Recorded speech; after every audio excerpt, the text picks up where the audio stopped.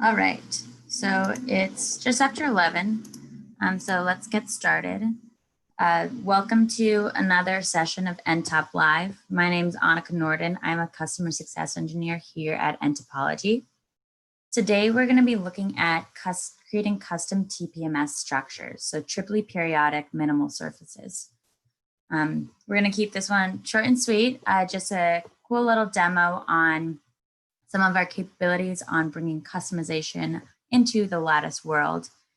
For a little bit of background on myself, I studied engineering, but I'm also a designer. So what that means is that I get super excited when these two worlds, the technical world, the creative world, come together. And I think nTop is a great platform for that, where you can bring something complicated like a TPMS structure, which is made up of complex mathematical equations, and create beautiful geometries from there. So take in something a little bit technical, run it through nTop and spit out something that's aesthetic, beautiful, and really exciting. But just for a little background on TPMS structures, there are lots of different applications for them. With these surfaces, with these kinds of geometries, you create a very large surface area, which helps with different applications. If you're comparing it to a typical beam-based lattice, this has, because of the surface area, you've got a lot stiffer structure, something that's easily tunable, something that's also easy to print. So this is just a different kind of lattice structure that we're able to create within the software. So here I have a blank instance of nTop. If I just grab onto a little cube here, go over to my lattices, I can grab a TPMS block and we can quickly see an example. Maybe I'll do a cell size of 3 by 3 by 3 and a fill type of a gyroid. And so you can see how quickly I can generate this interesting and both beautiful structure. We've got gyroid, got short structures, all kinds of structures, and you can see how quickly they generate. And one of the reasons for that is because of our implicit model that we're working on. So with an nTop, we're working with these implicit bodies, which are basically a bunch of fields that are playing with each other, overlapping with each other. So actually, if I go into my fields tab over here, you see we have all of these periodic fields. So right now I have my diamond field on. Let's take a peek at that. I can give it the same cell size that I defined above. And if I turn on my field viewer and give it a better size, then you can see exactly how this field is interacting with this box. So my field viewer, it's just showing a plain section cut of my field, but actually this diamond field is an infinite field. Basically what this block is doing is taking in this cube geometry, overlapping it with this field, and as the output we get this pretty cool structure here. So for a little more information on what's going on behind the scenes of these fields, let me pull this up. So basically behind the gyroids, behind these different TPMS structures, we have these mathematical equations. So what's going on with all these fields, there's sine, distance fields, and a lot of exciting math that's going on behind the scenes. However, as you saw, we just have 5 or 6 different options there, but we're not limited there. So for example, if we wanted to work with what we have here as a PW hybrid surface structure, I have this nice equation here. And if I wanted to bring that into the software, we have a couple of different ways of doing that. So here we have some field work that I kind of set up. Again, we're working with different fields. We're working with these math equations. So basically what I did is I hopped into this math tab and brought in a couple different things. So I have some variables to start. I've defined my X, Y, and Z as fields. I've defined the cosine of each of those because I know that all of those are very important within the equation. And if I open this up, it might be a little daunting to look at first. But this is how we're using these mathematical equations. And all I'm doing is multiplying these different cosine equations together, adding them up, subtracting a little bit. but just taking that equation that I saw before, working on it step by step. And then actually, if I were to turn on the field viewer like I did before, and let's make this a little bit smaller, and you'll see that we have this new field inside.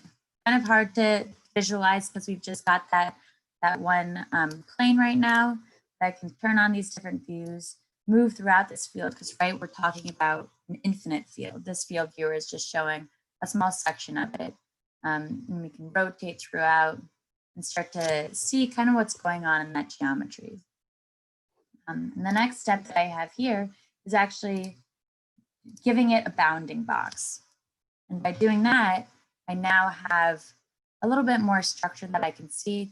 It's three-dimensional here. You can start to see how this all works. And the final step to kind of give a little preview of that is I'm going to take this, thicken that, and actually intersect it with a little box. And there you see, now we have something that looks kind of similar to that original block that I showed you, where we just brought in that desired function or that TPMS block. And now because this field, it was just a field, we set a bounding box, we gave it a little bit of thickness, and then intersected it with a cube that I had here. And now we have this unique, or not unique, because it's a common equation, but custom to this software, custom geometry right here. But what do we do next with this? What's the point really? You could apply this to so many different things. And once you get a better understanding of these TPMS structures and what they mean when it comes to specific applications, then you can really apply it to all kinds of stuff. What I'm actually going to do here is just apply it to this midsole. So I brought in this midsole file, want to apply a nice texture to it. And what I do here is just intersect that midsole file with that thickened surface that we were talking about before. I isolate that view. You'll see we have now this new structure. If I do a section cut, you can see it's actually open within this new structure that is populating this midsole. Maybe for a little bit of cleanup, I can add this rim onto it so I can blend them together for this final sole here. And this is just a really quick example of how I built up this brought in this custom lattice, this custom TPMS structure, and can quickly just overlap that with another geometry to come up with something pretty cool and exciting. This one, the reason I'm saying simple is because we're just bringing in one field over and intersecting that with a single body. But once you really get into understanding how these fields are working together, you can really start to come up with some really exciting geometries. This was actually a midsole that someone on our product team put together.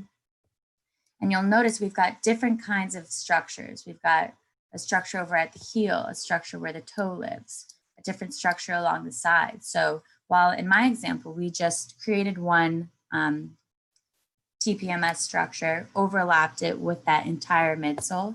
In this example, we're able to apply these structures, these geometries to different parts of that sole, and then blend them all together beautifully to come up with a really beautiful and creative geometry like this.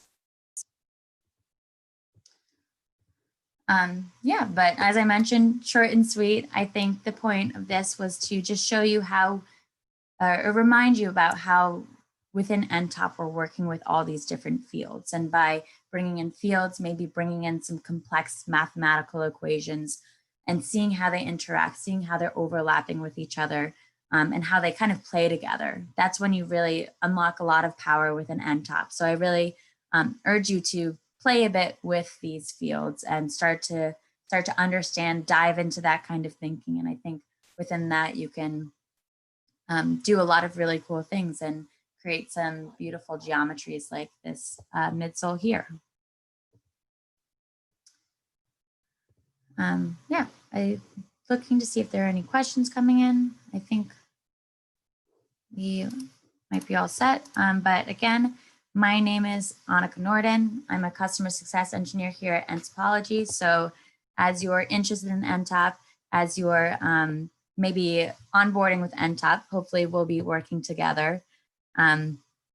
Definitely keep checking into these nTop lives.